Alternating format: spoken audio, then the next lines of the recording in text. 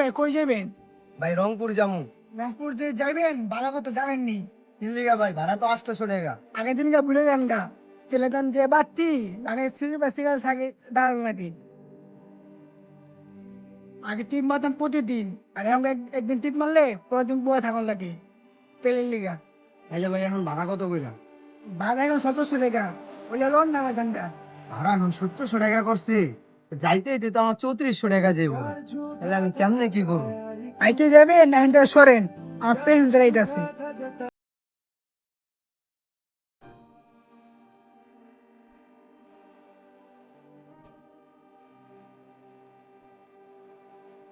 ভাই কি হয়েছে? মানে কান্দাছেন কে লিগা? কিছু না ভাই, এমনি কামতাছি। এমনি এমনি তো কেউ কান্দে না। আপনার কি কিছু চিন্তাই হয়েছে?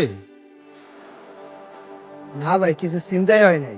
আসলে গরিব হইয়া জন্ম নিয়া বিরাট বড় পাপ কইরা লাইছি। ভাই আমি কিছুই বুঝতে পারতেছি না। যদি কিছু মনে না করেন আপনার সমস্যাটা কি বলবেন? আমি ভাই একজন গার্মেন্টস শ্রমিক। আমার বাড়ি হলো রংপুর। এই কালীগঞ্জে থাইকা একটা গার্মেন্টসে চাকরি করি। বেতন পাই 15,000 টাকা। এ দিয়ে থাকা খাওয়ায় আমার 5-6 হাজার টাকা জায়গা, আর কিছু টাকা বাড়িত পাড়াই, আর যা থাকে ওটা একটু একটু করে নিজের কাছে জমায়া সঞ্চয় করি। সবই বুঝলাম ভাই, তবে কান্দাছেন কে লিগা? দেশের অবস্থা দেখা ভাই, সবকিছুরই দাম বাড়ে, গাড়ি ভাড়া বাড়ে, খাবার দাবারের দাম বাড়ে, কিন্তু আমরা যারা গার্মেন্টস কর্মী আছি হেগো বেতন বাড়ে না। দ্রব্যমূল্যের দাম বাড়ে 500 টাকা, আর আমাকে শ্রমিক বেতন বাড়ে মাত্র 100 টাকা। কয়দিন পর দেখান যাবো ভাই রাস্তায় ভিক্ষা করতে হইতাছে। ঈদের 2 দিন পরে আমার বোনটার বিয়া। এখন বাসালা কইতাছে ভাড়া নাকি 1700 টাকা কইরা, আগে আসছিল 800 টাকা। এখন আমার কাছে আছেই 5,000 টাকা। আমার যাওয়া হয় যদি 3400 টাকা যায়, তাহলে বোনটার বিয়ে কি দিমু, আর বাসাই বা আমি কি দিমু?